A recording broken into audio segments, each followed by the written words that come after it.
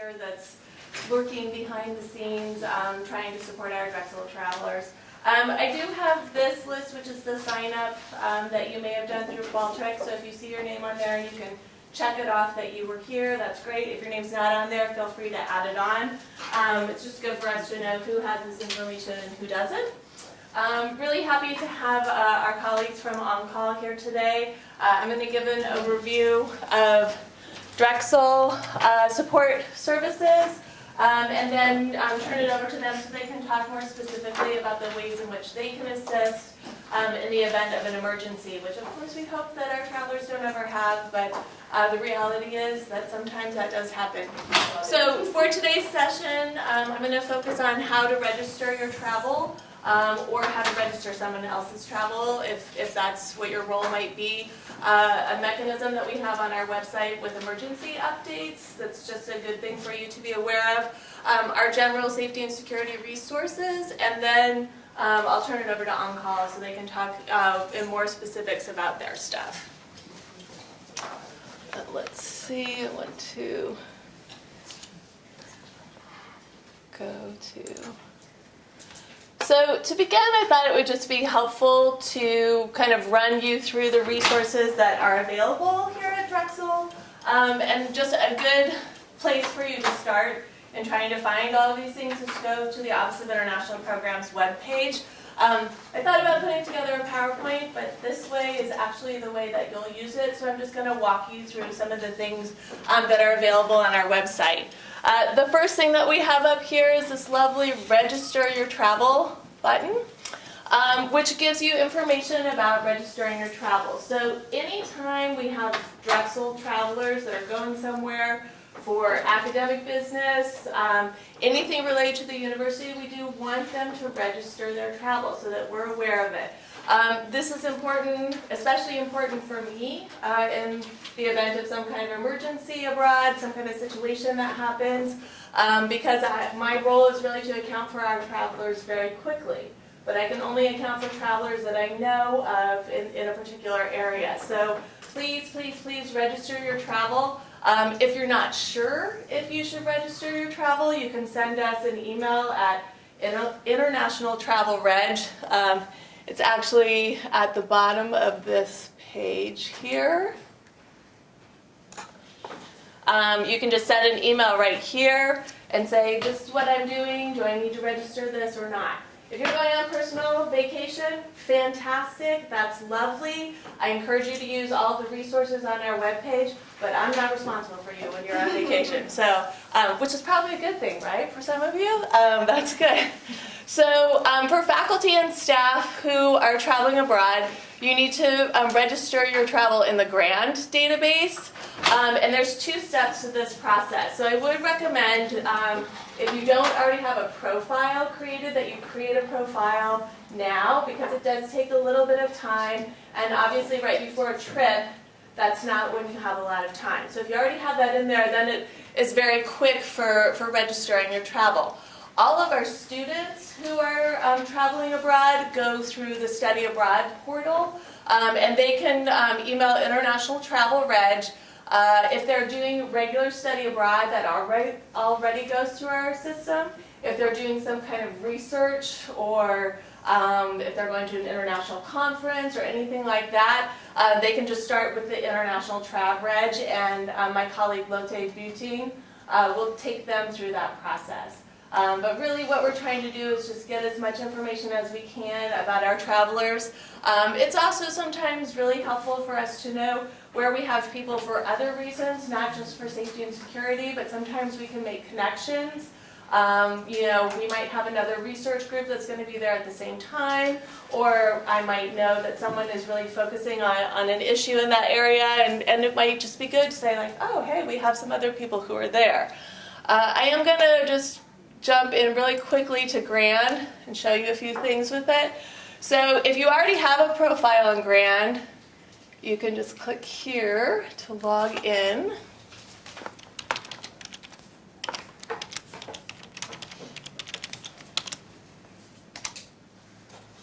Okay. And then this will take you, no, I don't want it to save my IRT would be so proud of me, right? That I didn't say save it on this public computer. So then once you get into Gran, and since I already have a profile in there, I can just go over here. It's really hard to see this from here. And it's going to ask for my university ID. And then this will give you, these are all the trips that I have currently registered in Gran. So you can see some of the interesting places that I've been. And then if I want to create a new one, I'm just going to click right here. And it's going to ask me some different information about my travel. One of the things that we did over the past year was that we made it so that you could put multiple locations in for a trip, which is kind of nice. For a lot of our travelers, they're going to 1, 2, or 3 different places. Someone just contacted me and said, I'm going to 5 places. How do I enter this? So you can either put in 2 entries into the system, or you can do the beginning and the end of your trip and send me the details about the stuff in between. The biggest reason why we need this information is so that we can locate our travelers. It's also used by our risk management office in terms of being sure that we have foreign liability coverage, etc., for the time that you're abroad. So that gives you a quick snapshot of the registration process. I'm going to go back to the International Program webpage. Okay. So the next thing I want to highlight for you is this little emergency updates button. And that's on the top of our webpage. It's also on the Study Abroad webpage up at the top. And what this is doing is just giving you information about things that may be going on in the world that we're monitoring that might affect Drexel travelers. So I don't put every tragedy that's going on in the world up here. I try to just focus on the things that might affect our Drexel travelers, or things that are going on within the U.S. government, some alerts and things like that that they're putting out. But it's often in this area where we'll make some comments about Drexel travelers. So, there was an earthquake in Costa Rica. I just mentioned a little bit about what happened, and then I say all Drexel travelers in San Jose have been accounted for. So if you know that we have travelers in that area and you're wondering, like, has Marcia checked in on that? Does she know? This is a good place to look, because right after I tell President Fry I've accounted for all travelers, then I put the information up here. And I think it's important for people to know President Fry really cares about this stuff. Like, he wants to know right away, like, have you accounted for all of our travelers? How do we know where people are? So it's a good tool just for you to be aware of. It's kind of interesting. We've had a quiet run for a while, which is good. I probably just jinxed myself there. So another tool for you to be aware of on our website is International Travel Safety and Security Resources. This is the page that I mentioned before, that even if you're going for personal travel, you can take a look at these resources. They're public resources. We'll go back to OnCall Emergency Assistance at the end, since they're going to do a little presentation for us. But we put together this travel checklist that just gives you some ideas about things that you should consider when you're going abroad. Medical considerations, insurance, what kinds of documents, information you should be carrying with you, thinking a little bit about communications and contact information. So this one I've designed specifically for faculty, staff, and graduate student travelers. We also have a separate checklist for our undergraduate students that's housed on the Study Abroad page. But at the end of the day, this really applies to anyone. So you can use it for Drexel travel, you can use it for your own travel, you can use it for your parents who might be traveling abroad somewhere and they're bugging you with questions. I don't know what to do. Send them to this website. It's a good resource for them to have. Obviously, some of this is not going to apply to them. Perhaps if they shouldn't be contacting me or parents, but it does have some good information in there. We also did do a focus area on travel health. so that you're looking at things like the Center for Disease Control. We do also have travel medicine here at Drexel. If you need immunizations, you can make an appointment with them and they'll come in, or you'll actually go there, but they can provide you with a lot of this information as well. So this just gives you kind of some general information. OnCall also is there to support, but I'll let them talk about that in their part of the presentation.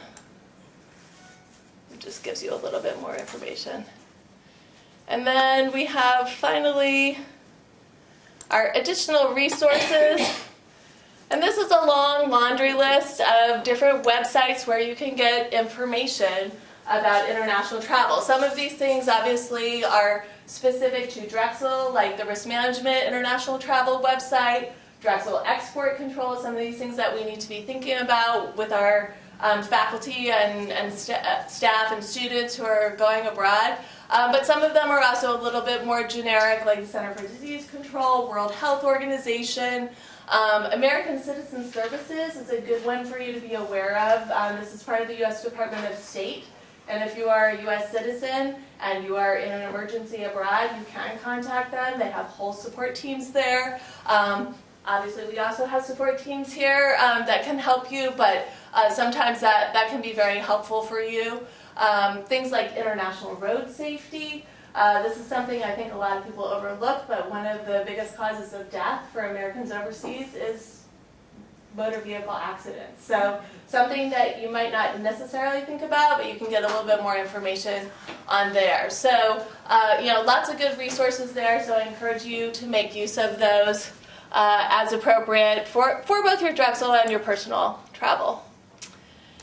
So I wanted to go really quickly to talk about what we have with OnCall International. OnCall International is our emergency assistance provider, and we've been working with them for a number of years. It's been a great partnership. We're really happy to have them here today. I always feel so fortunate because I was telling them if I just scheduled this meeting, we'd have about 10 people in the room, but because we have special guests, we have lots of people here, so that's good. This gives you a little bit of information from the risk management website about our on-call coverage. They're going to go into that with a lot more detail, but it also, on this same website, talks about Drexel's foreign exposure liability, which is a university policy that we have in place for all of our travelers when they're abroad, which is basically everywhere in the world, except for we have a handful of countries where we need to go to the underwriter and get special permission. Now, we don't have a lot of travelers to most of these places: Afghanistan, the DRC, Iraq, and Sierra Leone. If you were going to any of those places, I would certainly want to be working with you before you went to be sure that you were aware of that. But Cuba is also on this list, and we do have a lot of travelers to Cuba. So this is something that you want to keep in mind. If you have researchers that are going to Cuba, or if you have students that are going there, this needs to be done in advance. We have to contact the insurance company 45 days before the trip to get authorization to be sure that we have coverage for you while you're there. So that's an important thing to keep in mind. The other thing that you should be aware of is that while you're traveling for Drexel University business, you are covered under our workers' compensation policy for any kind of medical issue that would occur that is related to your work. But if you have something that's of a personal nature, it's one thing. If you break your leg on the way to a conference session, that would be considered workers' compensation.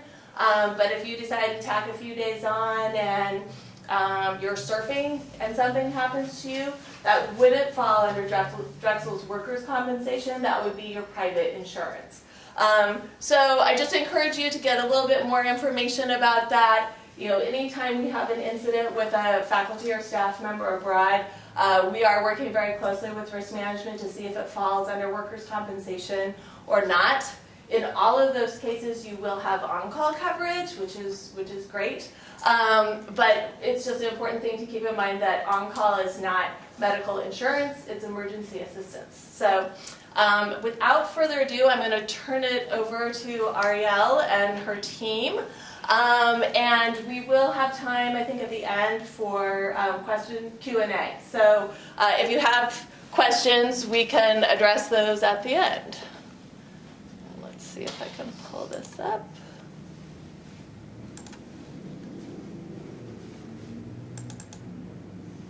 Oh, no, that's not the one that there we go.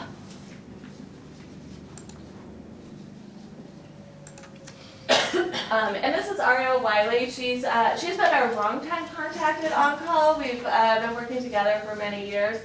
She went with us through the whole process of Drexel negotiating, and we're still friends, so that's a good thing. Really good negotiators. Yeah. Well, that wasn't me. That was Kelly McCardle. But anyway, so I'm going to turn it over to Ariel. Thanks. Okay.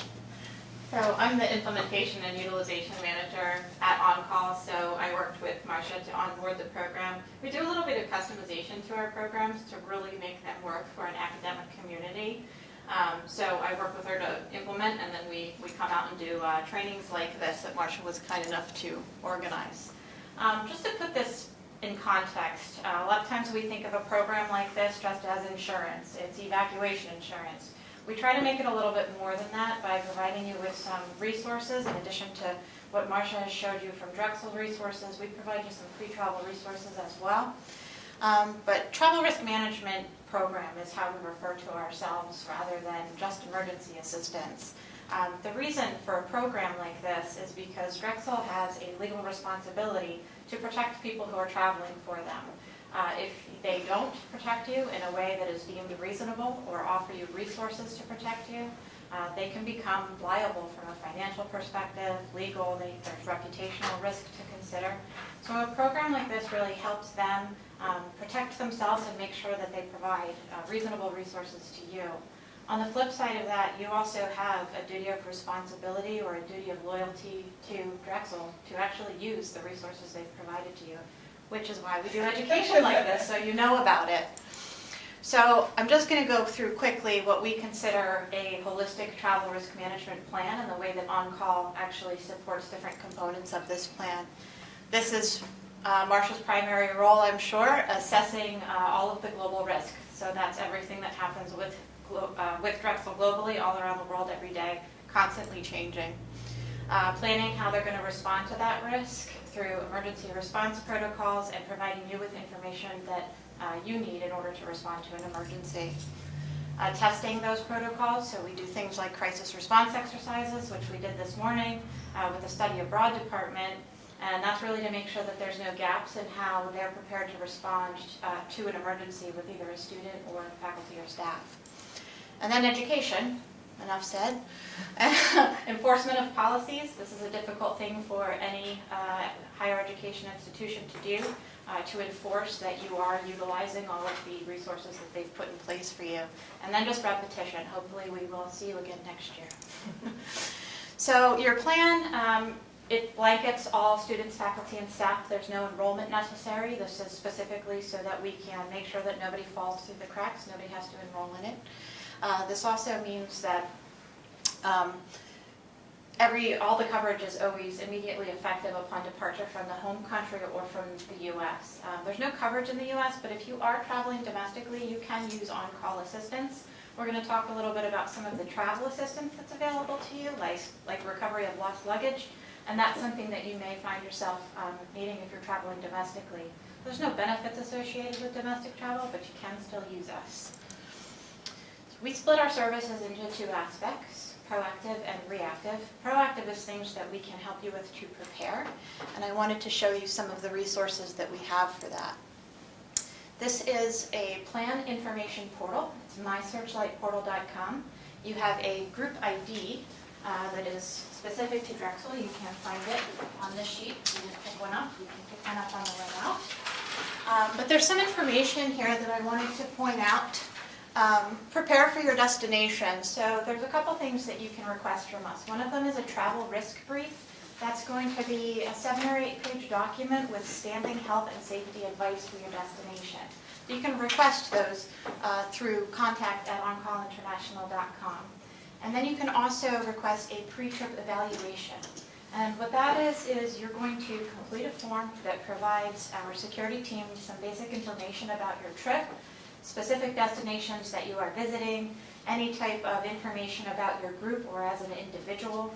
There's a questionnaire form. You submit that to our security team and they'll provide you an evaluation so that they can basically raise a red flag to any risk that may be specific to you, or if you have a higher risk profile than maybe an everyday traveler.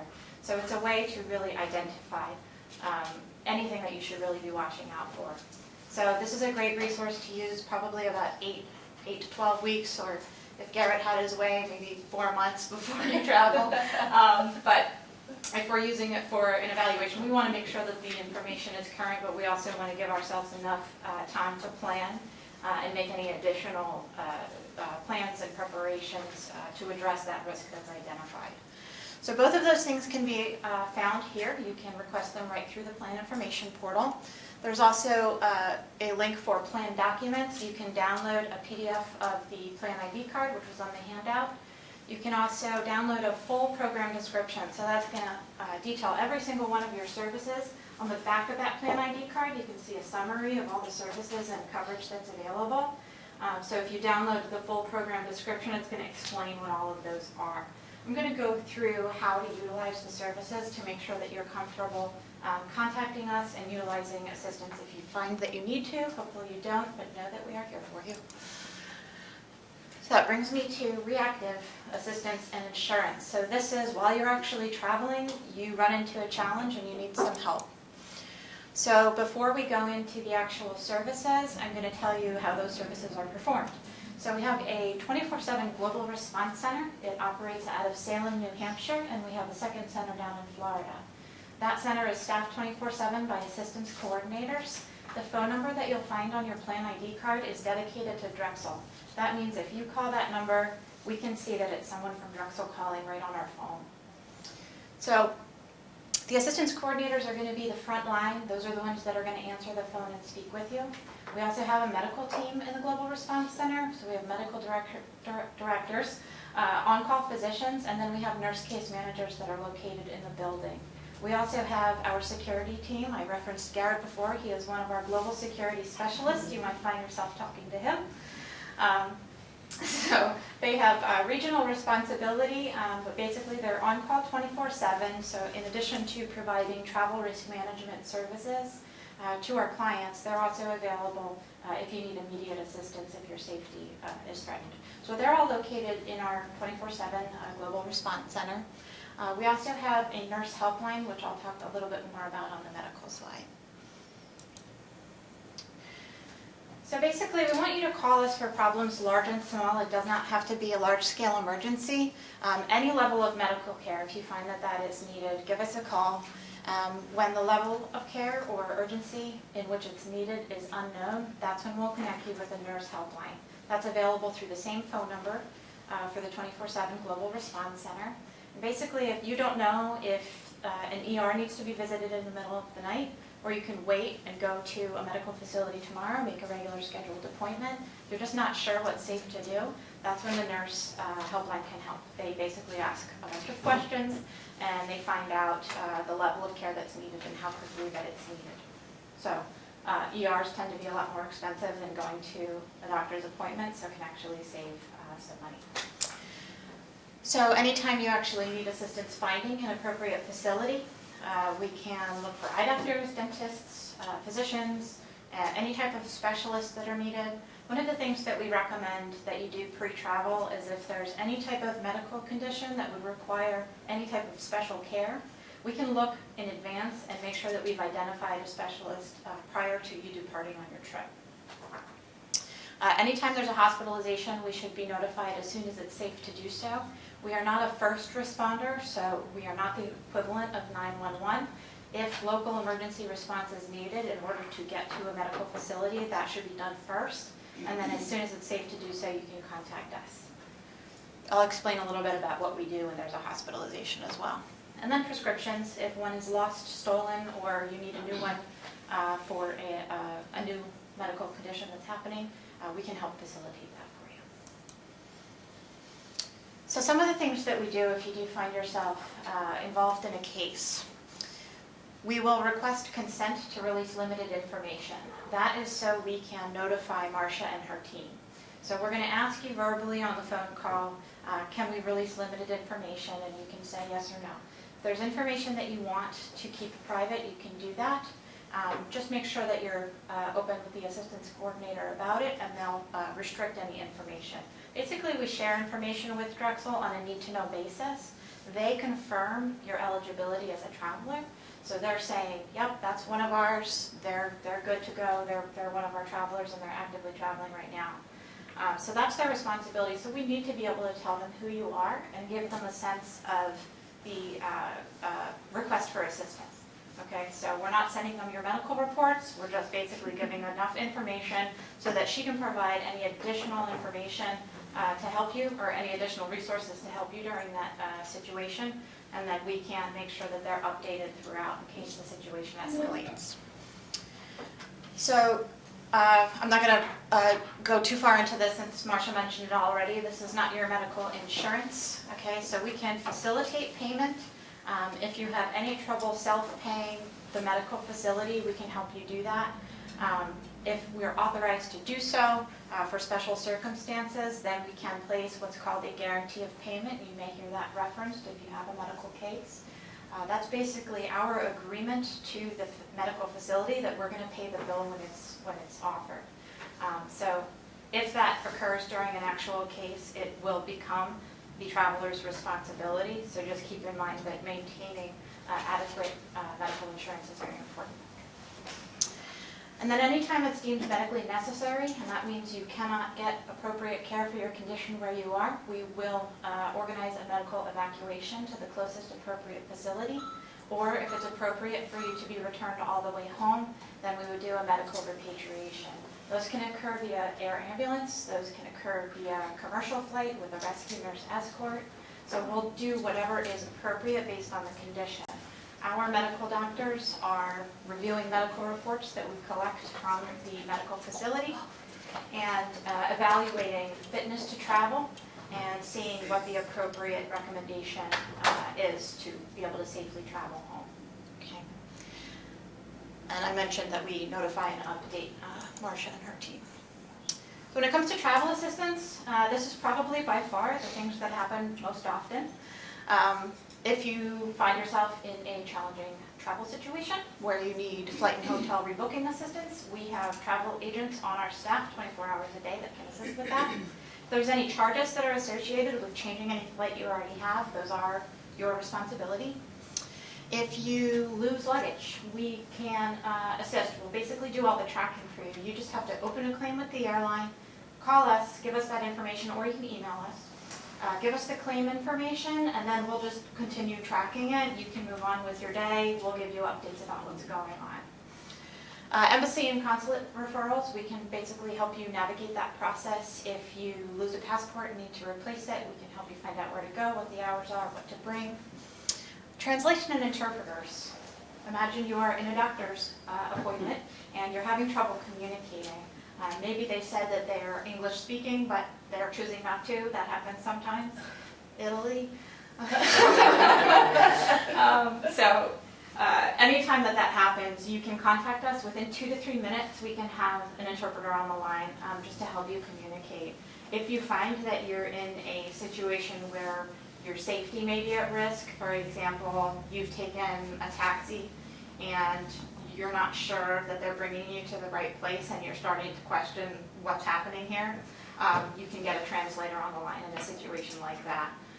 So it can be used in non-medical situations, but things that are somewhat related to your safety, if that makes sense.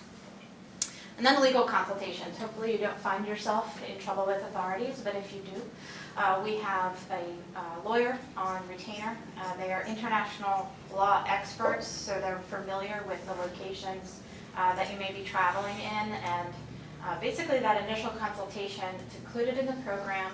It's intended to not make your situation any worse. There are certain things that you could do or say if you're being held by authorities that can make your situation worse in certain locations. They may be trying to make an example of an American. They may be trying to get money. You know, they'll say, oh, well, we can make this go away if you give me $500. So information like that, so to talk to somebody who understands the local laws can really help just not to exacerbate a situation further. So that initial consultation's included, and then if you need any assistance after that, we can source a local lawyer for you if you would need that.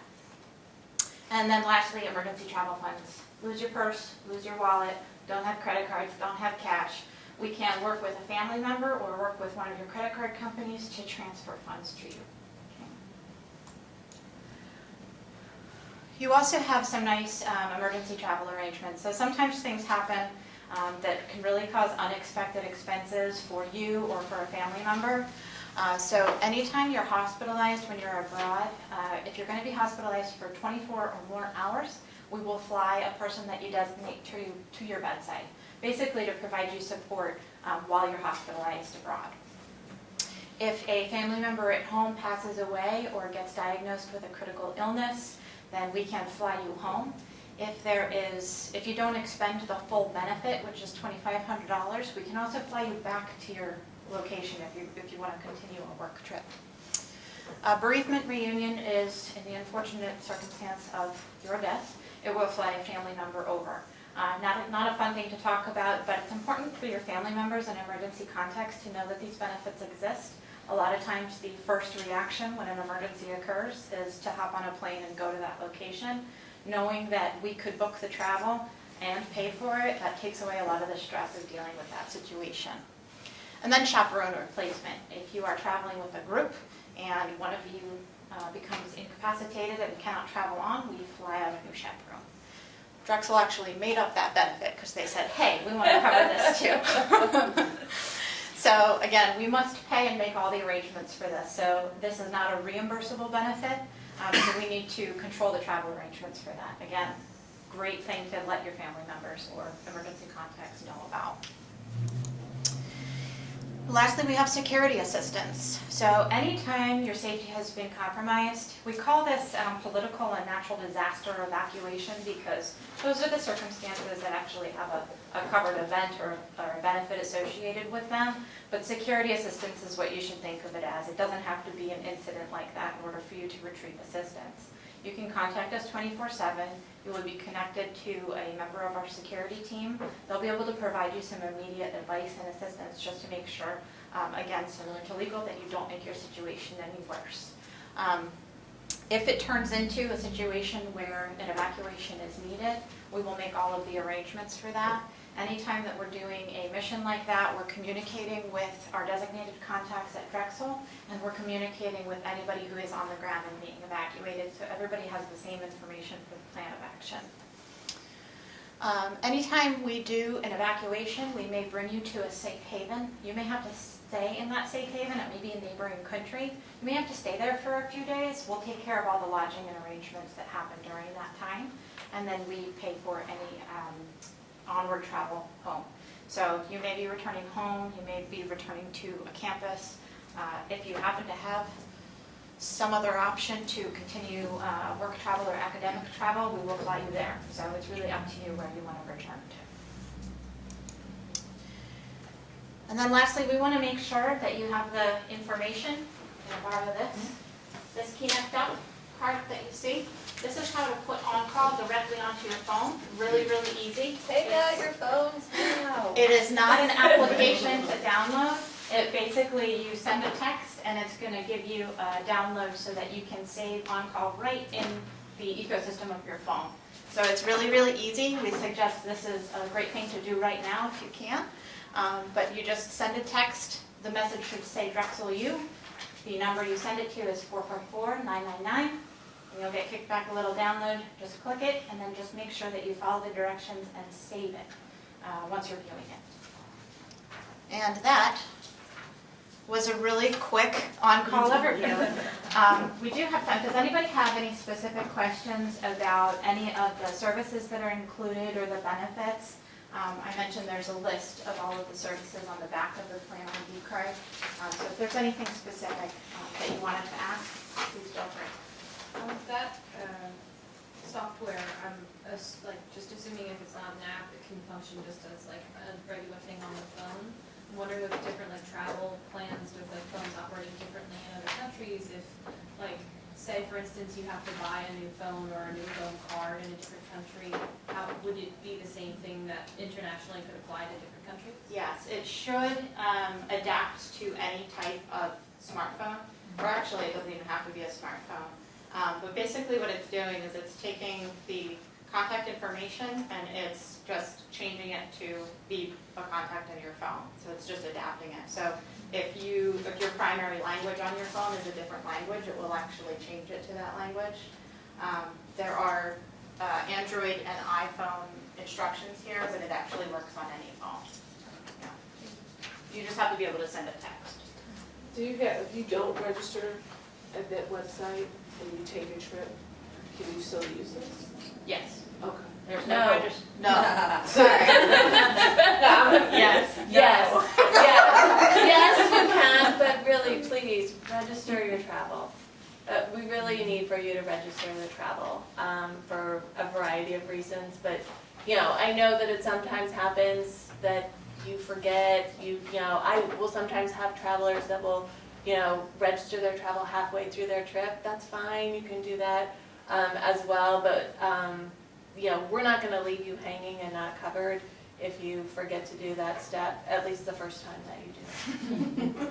So what might happen is if you're in a location for a while, if you travel to another location over the weekend, let's say you're in Germany and you're going to France for a simple example, just because you didn't register France, that doesn't mean if you have a case there that you're not covered. But again, Yeah. it's just for your safety and to be able to support you best to register. I think there's I another. have a question.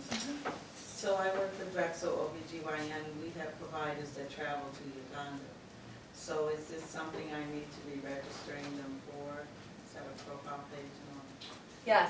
Yes, and actually, Dr. Alina and Dr. Montgomery do register their travel. I think, one of the things that happens in the Office of International Programs is that if we know about activities, we can also be a nudge to people. I've even taken President Fry to task for not registering his travel, and he's like, well, you knew, and I said, I know, but I need that information in there. Lead from the top, okay?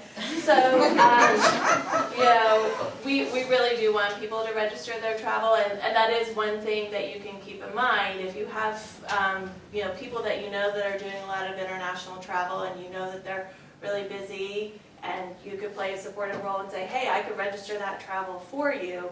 All you need to know in order to register their travel is their Drexel ID, as long as they have a profile in the system. So get them to do the profile, and then you can register their travel. And I see that a lot. I have a lot of administrators that are registering travel for people at the top that are running around and don't have time to do these things before they go. And now they've already gone, but they're gonna go again. So do I register the first time also? You don't need, actually, they're already in the system. Okay. For the first time, I know, because I know them well because I worked Okay. on that program in Uganda. But yes, I mean, any time there's a travel, you want it, I need for it to be current because, I'm watching the world on a regular basis and I get emails every time someone registers to travel. So for me, that's really helpful because I can say, okay, I've got someone that's going to China, for this period of time. And I get long security feeds every morning and every afternoon. These are all the terrible things that are going on in the world. I can't possibly read all of those things. I only read about the things where I know that we have Drexel travelers. So that's why it's important to register each and every trip so that it's on my radar screen.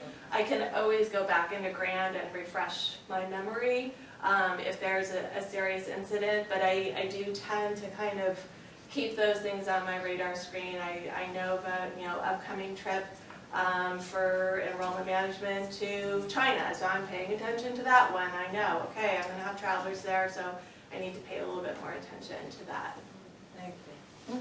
Do you or anyone in your office provide any sort of guidance on visas and identifying of which appropriate visas might be?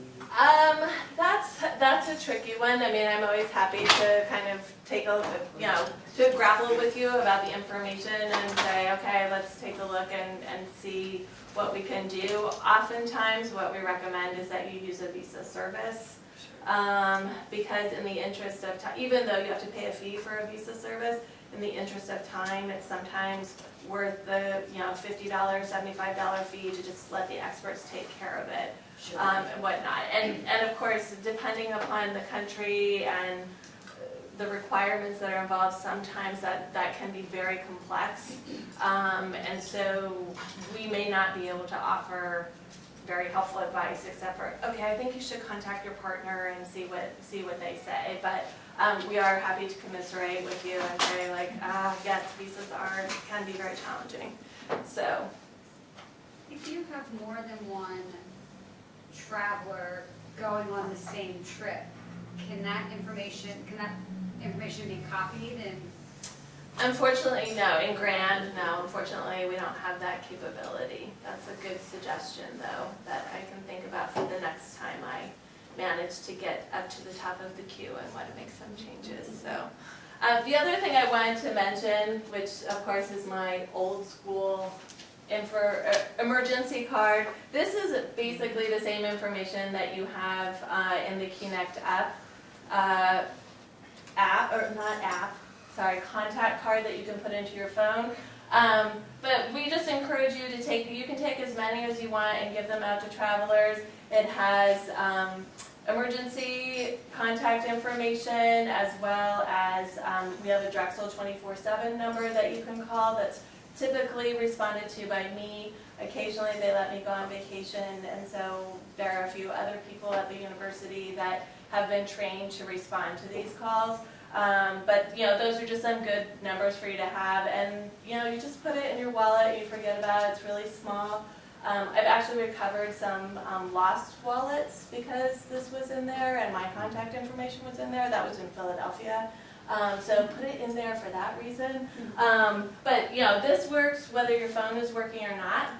And whether if you change SIM cards and then you don't have the on-call information on there, you still have this.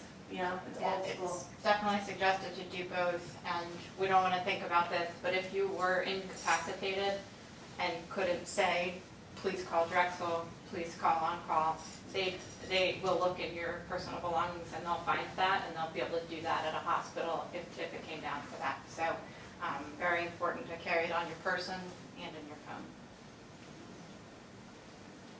Two questions. One, is it possible to get the copy of the PowerPoint, just like a PDF or something? And then the second question is, we have a considerable number of domestic travelers. Can you speak just a tiny bit to the travel assistance that is provided there? Yeah, so primarily what you're going to see is the stuff that was on the travel assistance side. So things like lost luggage, probably the thing that comes up the most. Usually you don't need help from a medical standpoint finding a facility, because you can find an adequate facility anywhere in the U.S. But if someone has a travel delay, something like that, and they need help rebooking flights, they can use us for that. I'm trying to think of any other examples. If you have international students who are traveling abroad or traveling domestically, they may need interpreter assistance. You could utilize it for that. So yeah, that's usually what it is. It doesn't have anything that's too complex associated with it, but it's a nice resource to have. Yes. Any other question? Is any of the travel information from the travel website brought in to your information? So if we book a flight through that, do you have information on what flights people are on? Are you talking about like through World Travel? Mm-hmm. Yes. So yes, I do also get those feeds from World Travel on a weekly basis of any international bookings that have been done. But I still would prefer for people to put their travel in Grand. Again, I use that and I take a look at it and say, okay, we've got these travelers. I haven't quite gone to the role of nagging mom to contact all of those travelers and say, I see that you purchased a ticket to go to Shanghai, but you haven't put that in Grand yet. But that is something that we may move to at a certain point so that we're sure we're getting that information. The reason why we don't just go off of what we get in World Travel is because people sometimes will book a ticket to one location, and then they'll get a train locally and they'll go to another location, and maybe they're adding something else on that we don't know about. So for me, if there's an incident that takes place in Shanghai, and that's where you bought your ticket for, but since then, the traveler has moved on to 3 different places, I'm trying to track down that traveler when they're no longer in a dangerous situation, which I would rather, of course, reach out to them and say, hey, I'm just checking in, you know, and they can say, I'm in Beijing now, it's not a big deal. But that is why we can't go just off of the information that we have from World Travel, so. Okay, so with the scenario that you just indicated, so individuals who are traveling internationally, they should be registering via grant, right? And then also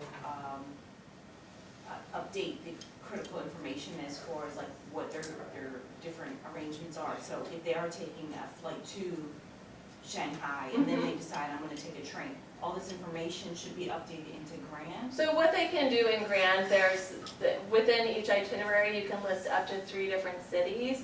You don't necessarily have to say I'm going by train from here, but you just put your dates for those different cities, and that way, when I go into the system, I can see those different things. The one question that sometimes comes up is that we do ask for a local contact, which is sometimes your hotel. A lot of our travelers actually use as their local contact information their cell phone number because they're going to have that with them. But there is also the possibility for you to list probably 2 contacts in that field. So, you know, you can do that. If you're going to have, I just was contacted about an itinerary where they have 5 different contacts. And I said, that's fine, just send it to me. Because there isn't a way to upload an itinerary into Grand or anything like that. And I would much rather have the information available to me. It's just going to save me time. And depending upon the situation, how many travelers I have to account for, time can sometimes be a really critical piece of that. So just being able to have the information available really quickly is helpful. I'd much rather have more information than less. I might get a little jealous about all of these great travel plans that people are doing, but yeah, it's helpful for me to have that information. I have another question for Ariel this time. Okay. So what is your, World Travel is our travel management company. So does your company, how do you interact with World Travel, or do you not interact with World Travel?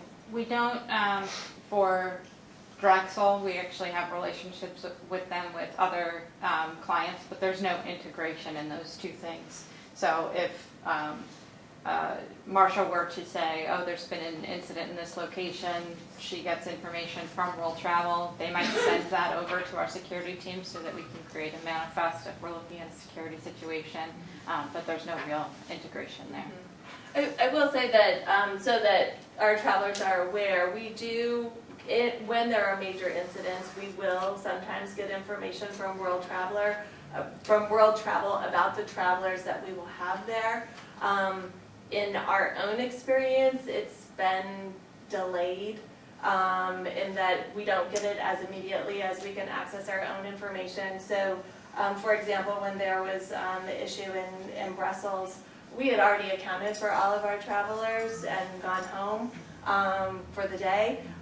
When we got the information from World Travel, these are the travelers that you have there. So that's fine, that's great, and if we didn't have another system in place, then we would have been super thankful for that information, but at that point, I was already having dinner with my family, so, yeah. So, that's why we can't rely completely on World Travel for that information, so. Can the traveler pick a proxy to fill out their profile on Brand, or does it have to be completed by the traveler themselves? I think a traveler can pick a proxy to do that profile. So, yeah, you probably just added that to your list of tasks, right? I'm sorry. That's okay. No, it's good. Ask your questions. This is So, great. just getting back to what you were just saying about this Brussels and timing, because I'm gonna reach out to World Travel Mhm. and find out why there was in that instance and if timing, okay? Mhm. So with the situation with Brussels, you got information from whom? I believe that it was actually at that time, that was when Debbie Rizzo was here and she forwarded information to me. Okay. But, you have to realize that when there's a major incident like that, our team is acting so quickly. Within the hour of something happening, we're pulling lists of how many travelers do we have there, what do we need to do, who's reaching out. I have different teams, so I've got Study Abroad that's reaching out to all of their students there to account for them. I'm going in a grant, I'm getting all of our travelers that are there. So it's almost instantaneous because it's ours, we own it. And I think that that's the challenge sometimes with something like that, where they have to pull the information. It's not automatized, I think, in their system, and so they had to pull a list of travelers and then send it to Debbie, and then it was sent on to me. So, anytime you have the information removed a couple times from you, that just takes time, and, maybe someone was in a meeting, and, those kinds of things. So we just want to be able to act as quickly as we possibly can. I think that's the other thing to keep in mind with all of these things. As much as we are ready, sometimes these things take time. It just, you can't instantaneously have a response. For example, when the Paris attacks happened, we were able to account for all of our travelers except for one for many, many, many hours. As it turned out, that student was asleep, didn't even know that the attacks had happened, and we didn't get a response back from that student until 3 o'clock in the morning. So, we were busy trying to account for that. The event started around 5 o'clock at night, and on a Friday night, and we were, keeping track and telling President Fry, we've got everyone except for one, we'll get it as soon as we can. And it was she was embarrassed. She was like, oh, I didn't even know, I'm so sorry. But so that's why we just need to be able to have that information, so. Is part of a person's profile, can they upload like their passport photo, or is there anything like that that would help? There isn't any capability within Grand right now for uploads. That's a good suggestion. I think, we do recommend to people that they make a copy of their passport and take it with them when they go abroad. For those of you who know, if you are a support person for someone, you may want to say, hey, why don't you give me a copy of that? Or just make a copy of it and put it off to the side. Because those things can be really helpful. For any of our student travelers, they do have to upload a copy of their passport into the system, and we've used that time and time again when a student's passport has been stolen, and we say, oh, do you have that copy that we told you to take with you? And they say, oh yeah, I was gonna do that, and I didn't. And so, at least in that case, we can easily email them one. So I think, a lot of what we do is trying to help people to think proactively. But we also know that that's not foolproof, that doesn't work every time. And maybe you took a copy with you and it was in your bag and your bag was stolen, so it's good to have resources here as well. But that's a good suggestion. I can certainly kind of keep that in the back of my mind about, what else we could do to be able to access those resources for people quickly. Any other questions? So, well, thank you all very much for coming. If you have individual questions or comments, please feel free to come up and grab handouts for whomever from your team couldn't make it, cards as well. We'd like you to have information. So, great.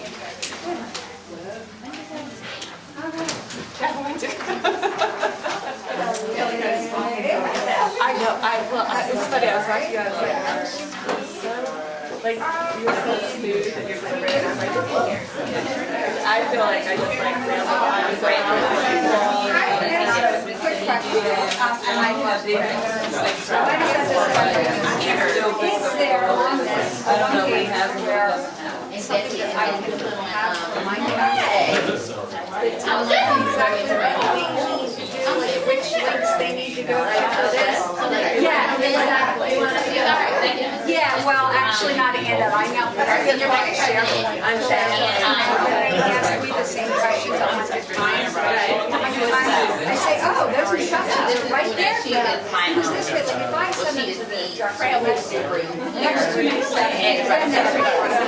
I've started to say, you're traveling, here's everything here, and it'll have like the.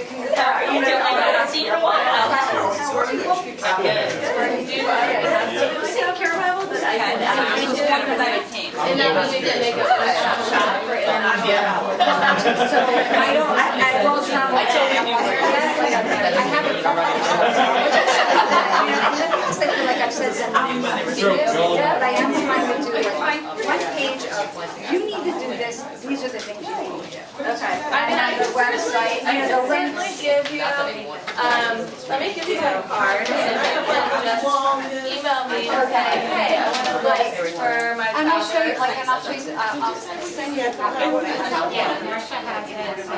Right, so like this is sort of the verbiage. Okay, This you is send where. her an email or? Yeah, definitely. I mean, it's a good suggestion. I mean, I think There's it's also Thank you very much. and the agencies, no matter where they are, they can access it. So. Exactly. So, I'm not registering for them. yeah. Thank you, ladies. Yes. Nice to meet you. My name is Brennan. Nice to meet you. How are you? I do. Yeah. All right, thank you, I'll email you. Let me know you guys are great. Yeah, email me just to trigger my memory and I'll do that. I mean, I've because used them in the past, right, at Penn, and they do all, their same price structures Well, that that's they have. exactly. Because I really never know. No, they don't call them here. Honestly, that's the time I Faculty use member, it. and I'm like, did you register that travel? And he's like, well, you know about it. And I'm like, register your Right, travel. right. I don't actually work at Penn. Yeah. I have a good question for And I said that was the whole you. thing, I went through you guys and sent me about, I'm like, here, we couldn't find a flight, I was before price, so they booked it on Orbitz and charged And us she for was it. in And they Paris. booked it on Orbitz after I told them I didn't find it, I found it on Orbitz, and then they booked it and they charged us. So if she joined FIE does have a registry for the students are supposed to use when they're traveling outside. FIE is really, that's our London partner. But then in Paris, she was at, it's supposed to be No. Marshall Manor.